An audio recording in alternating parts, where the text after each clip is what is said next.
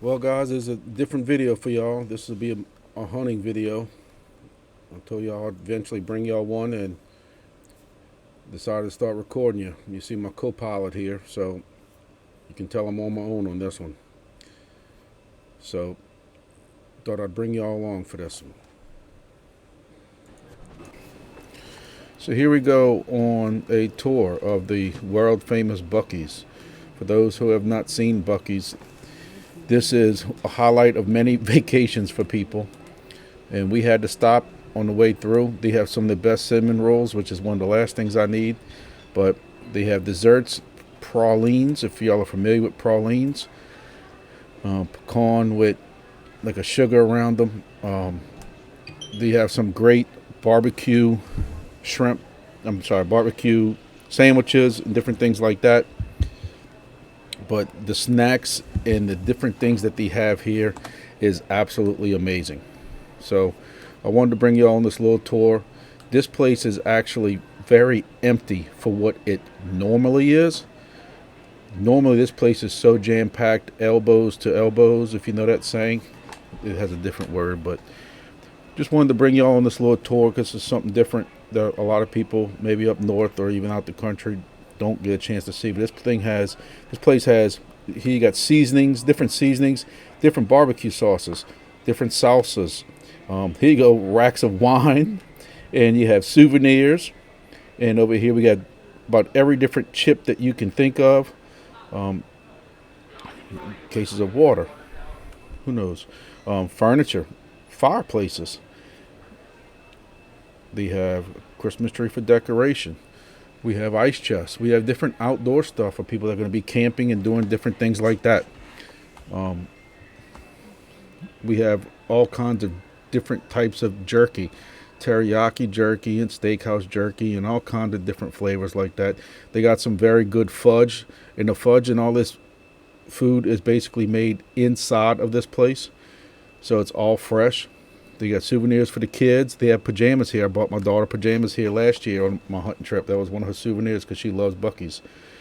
But he got sunglasses in case you're going and you miss your sunglasses. Here, me and my son are walking out.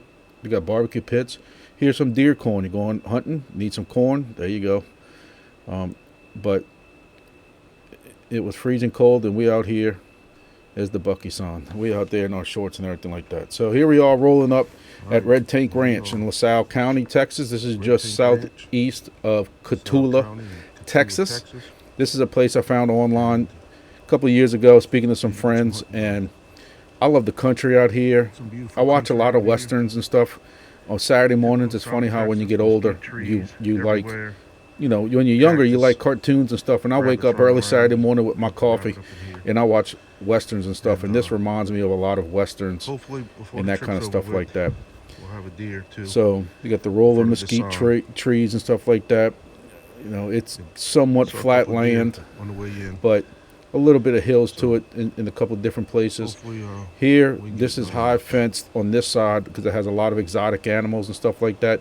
Where we hunt on is low fence, and these are some of the animals that have been killed in the section that we're going to be hunting.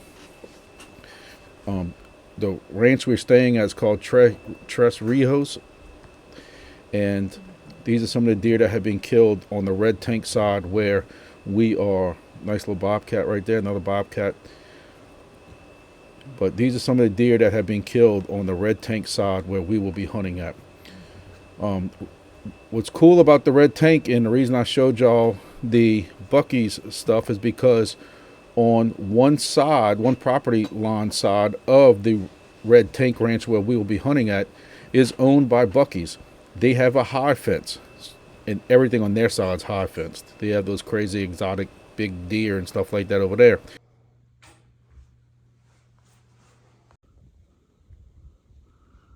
how's that for sunrise? We out here at Cotulla, Texas, And Red Tank Ranch, and gonna be a beautiful morning. I mean, you got that kind of sunrise, you still got the stars out. So, hunting out of a ground blind right here that we brushed in last night, and we'll see if we can get it done this morning. It's a beautiful morning, about 45 degrees. So we're gonna see if we can get this done and have a good time this weekend. Catch y'all back in a few.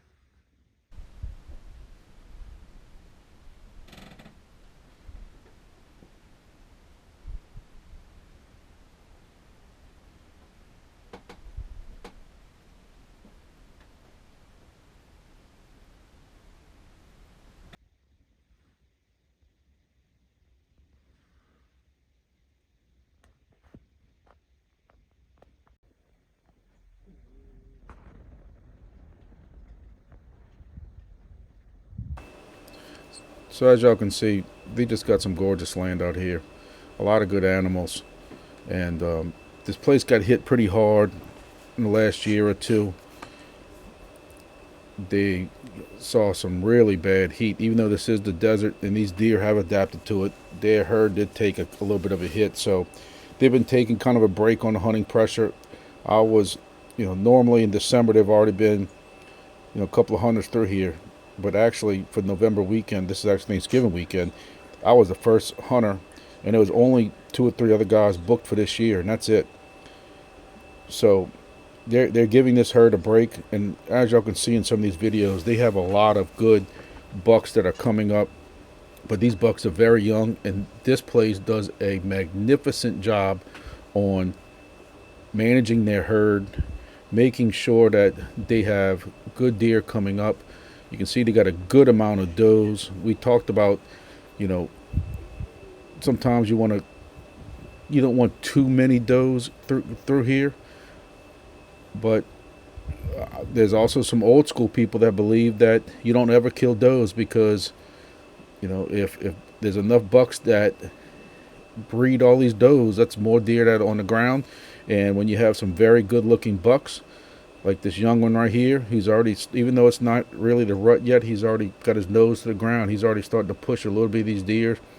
You'll see some kind of fighting a little bit, not really fighting hard, but just, you know, hitting their racks together and stuff like that, a little bit of dominance and stuff. This is a big boy right here that I kind of wish I would have maybe took towards the end of the hunt. He had some nice size to him, as you can see, but he's also only 3 points on one side. So he probably should have another year on him. He's going to be a gorgeous deer. But you can see he's out there and he's showing the other bucks that this is his area. These are his does. And like I said, this is a little early for the rut, but I hunt a lot of Missouri this year, and everything showed that this rut was about a couple of weeks early. And I think even down south here, you're going to see that this is here. But seeing this in person was pretty good.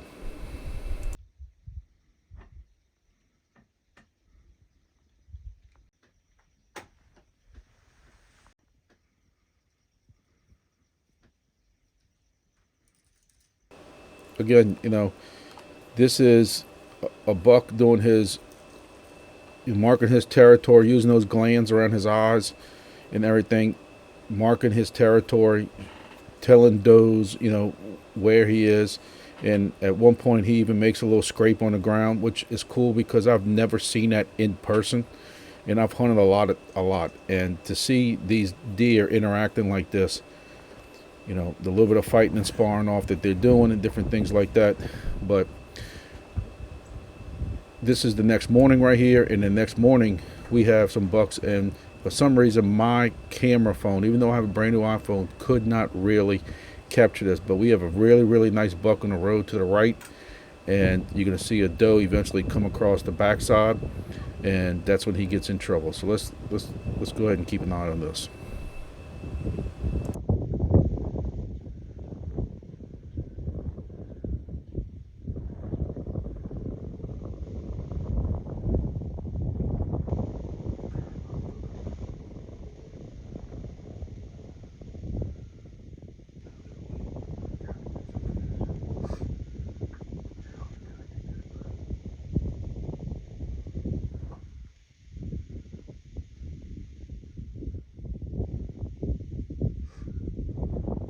So like I said, these bucks are starting to kind of chase a little early, and there's a doe that pops up behind here, and there's a big buck who he ain't worried about eating or doing anything else, and he goes after that doe all the way in the back, and you'll see him come around that back and then pop out on the left side of this little feeder area.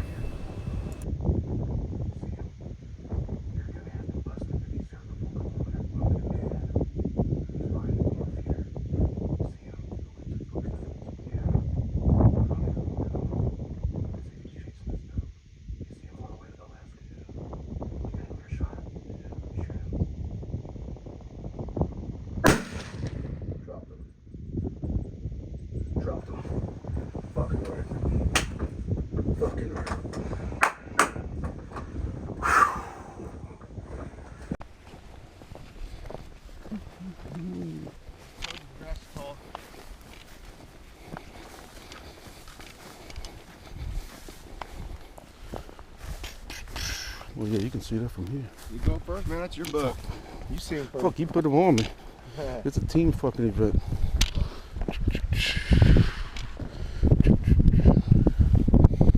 Such a big fucking deer. You got some little stickers on the side? Oh, yeah.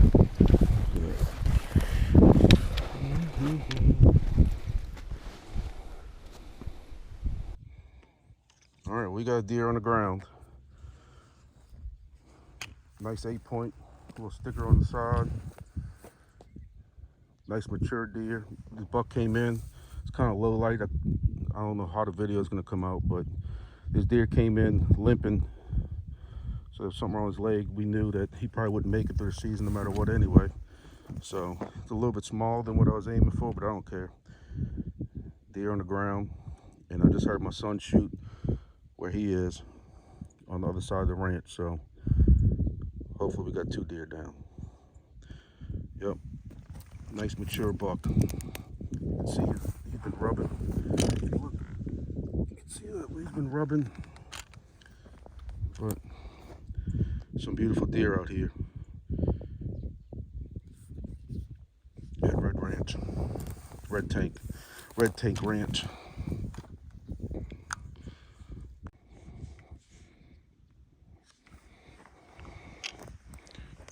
Probably where the big buck's been rubbing at. You can see it on his rack.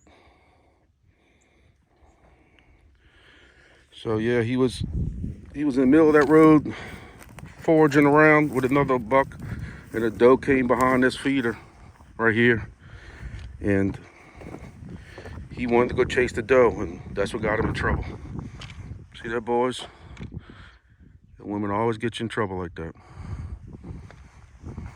But almost a 200-yard shot. I don't know how I hit him where I hit him at, but he dropped instantly. He didn't move 1 foot. He literally folded over. Maybe he died of a heart attack, I don't know. But I aimed here, somehow pulled the shot here, but either way he dropped.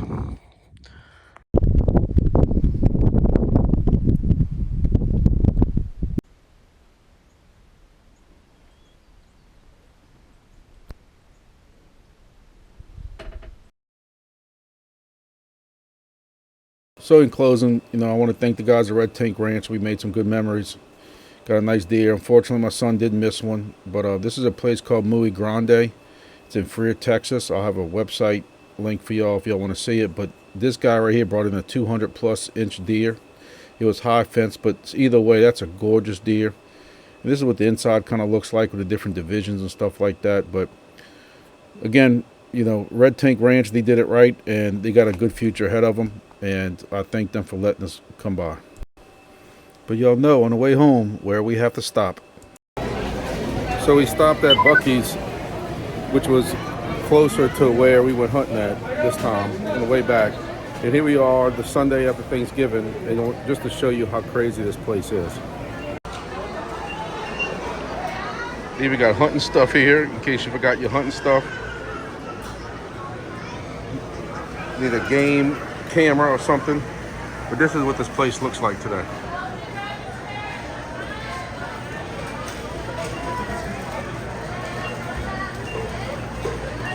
This is like a Disney World or something.